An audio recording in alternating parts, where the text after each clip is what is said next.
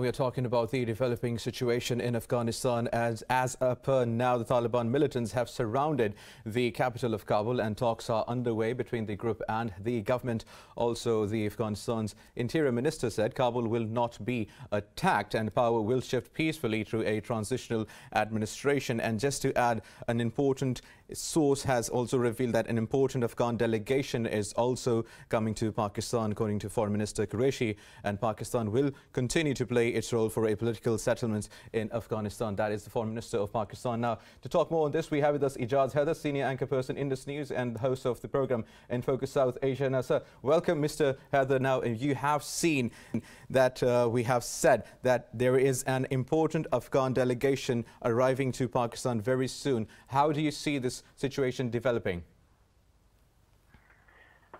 Well, it's fairly clear now what the Taliban strategy is. They came to deal with the United States, which obviously gave them a certain degree of legitimacy as one of the political forces in the country.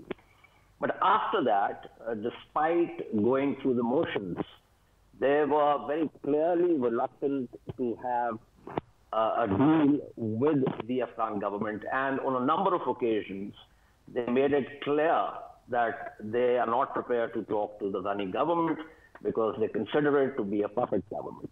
Now, that was as far as the political space was concerned. On the ground, they continued with their military operations.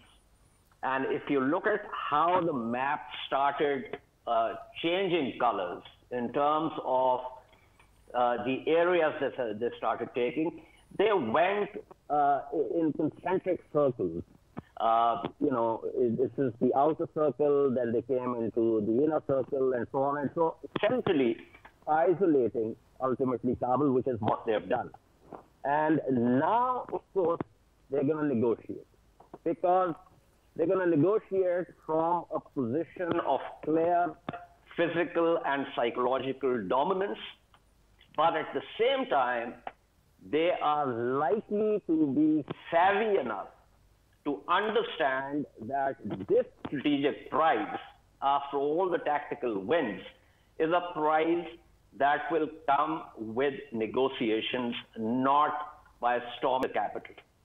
And therefore, the developments that we are watching now in terms of the statements they have made, Sohail Shaheen made a statement saying that we are not going to get into Kabul by force.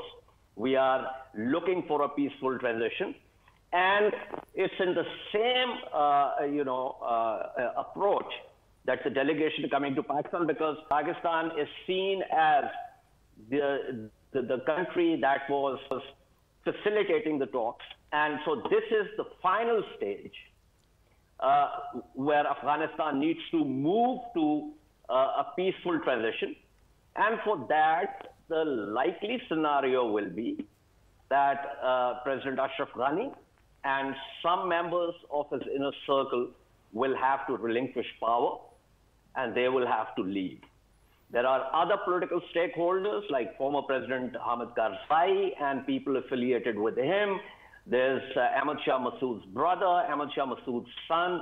There are other people like Mohaqiq, Hikmatyar, a number of other political leaders. And my own sense is, and that's what I wrote shortly before I made this appearance, that the Taliban will pull them in, because the Taliban also know, and again, this is something which Sohail Shaheen and others have been talking about, which is that it's not going to be a centralized, monopolized takeover of Afghanistan, because that's a formula that has failed in the past and is not likely to succeed in the future.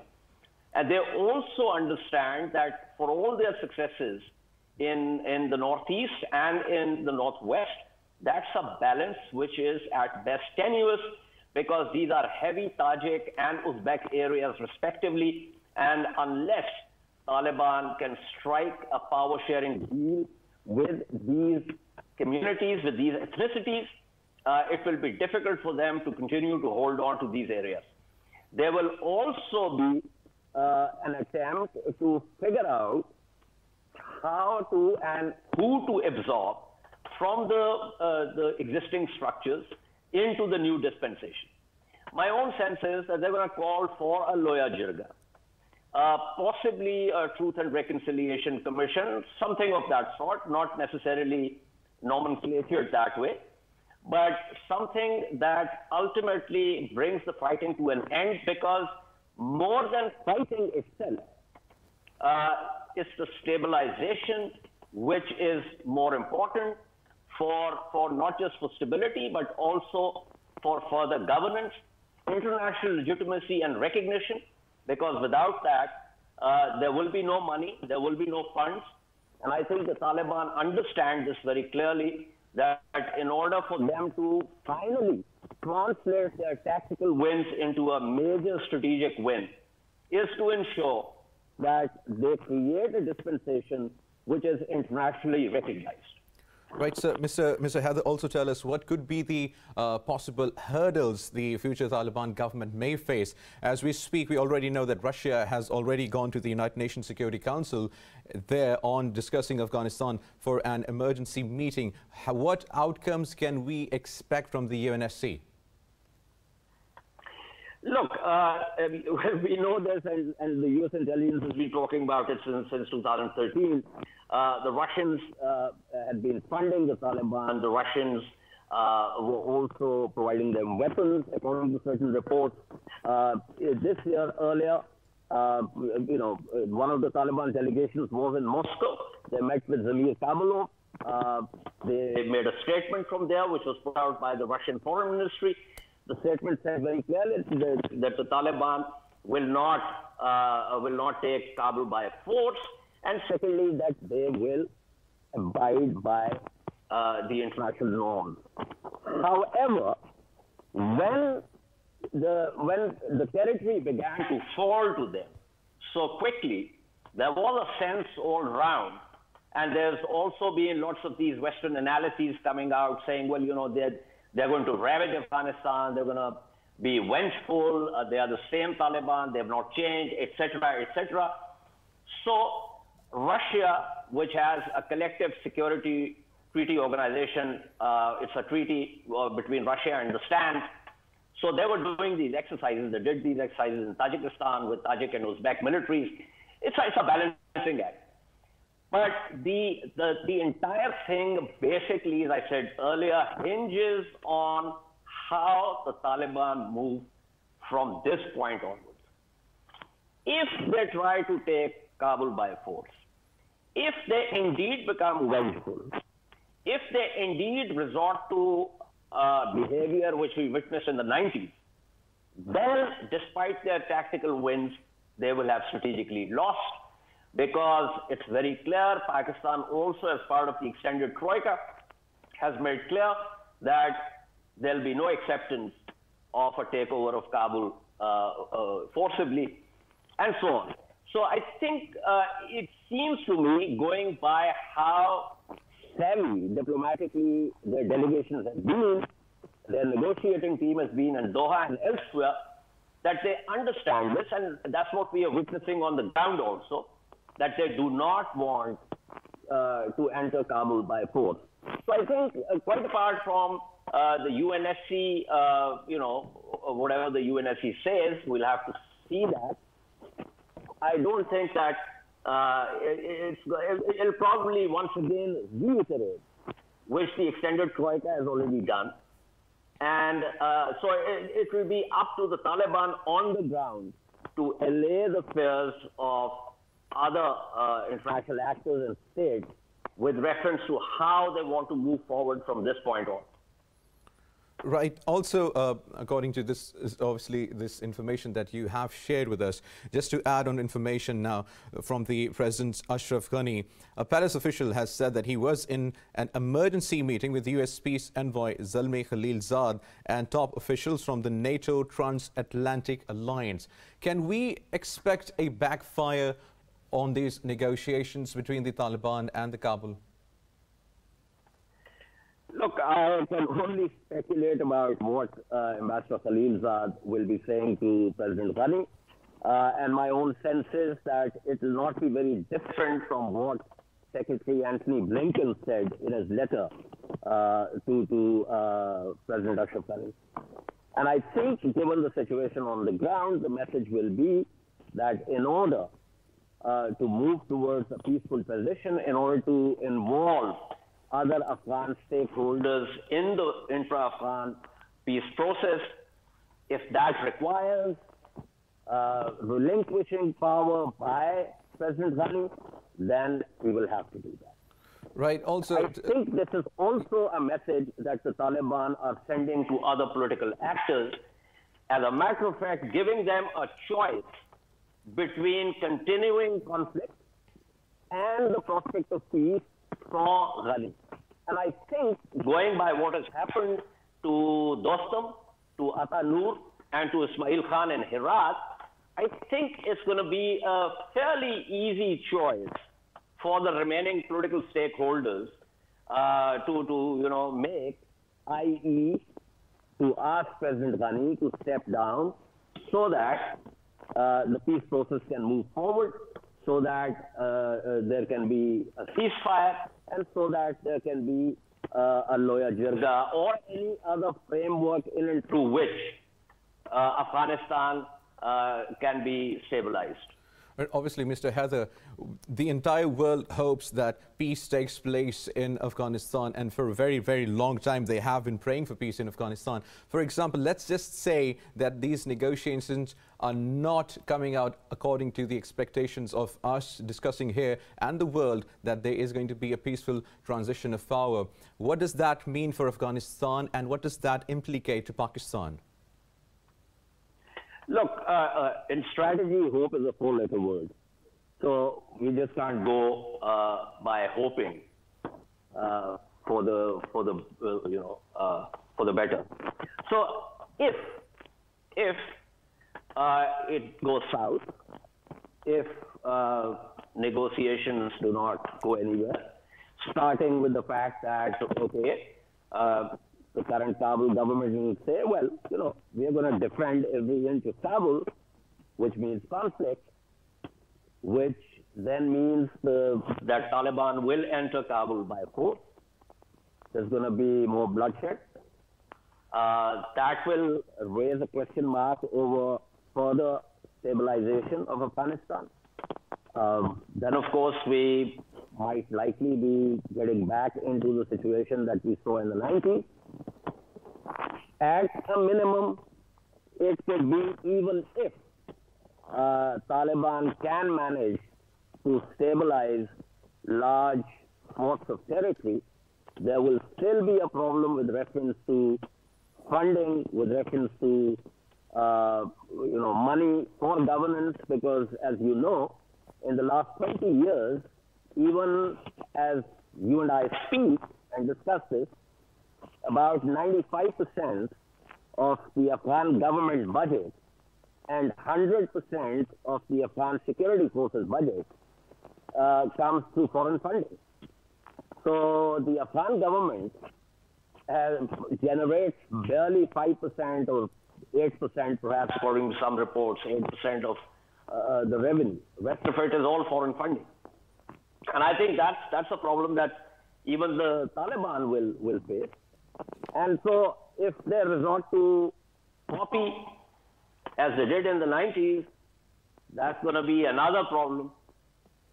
In a nutshell, if this goes southways, then there is going to be a major problem. Then there's also, if the balance becomes tenuous, and if certain groups start operating in ungoverned spaces, then regional countries will have a problem. Pakistan will have a problem. We already have a problem. I mean, even as we speak, it's been more than a year that we have had increased frequency of attacks in the tribal districts of Khyber Pakhtunkhwa, also in Balochistan. We know that the Baloch terrorist groups are operating from the Afghan soil. We know that TTP, regrouped TTP, is operating from the Afghanistan soil. We also know that some of these people are affiliated with Daesh. So those threats are clear and present. And in the event of more instability, those threats, the salience of those threats, will become sharper. Right. When we are talking of threats, Ejaz Haider, we cannot rule out India. Obviously, it is factual. Pakistan has presented proofs numerous times to the world and international bodies of India's interference in Afghanistan and in Pakistan, and obviously conducting terror activities in Pakistan, which has gotten us quite a very big amount of loss to the national exchequer and to the innocent lives as well. We cannot ignore India in the current situation. How do you think India is going to pan out? Obviously, we know India is famous for misinformation, and we were also earlier talking in this transmission about how the propaganda of Indian media is on top right now. Right. So look, India will do all this. I mean, it's a given. I mean, why won't they do it? I mean, one of the things that we do in these debates is to constantly beat India with a stick, not realizing that India and Pakistan are locked in a conflictual model. We are adversaries. We are enemies. And so therefore, we will do what we can to hurt them, and they will do whatever they can to hurt us. It's as simple as that. It's not something you can lament. You can't say, oh, the Indians are doing this. Of course they'll do that. And so, therefore, if a situation arises where they find the space and the opportunity to hurt us, they will do that. And the thing is that we have, both at the level of the narrative, as also at the level of security, both in terms of physical security as well as psychological dominance, we have to up our game. It makes no sense to constantly say, oh, you know, these guys are doing this. As a matter of fact, the EU Disinformation Lab talked about a 15-year-long operation.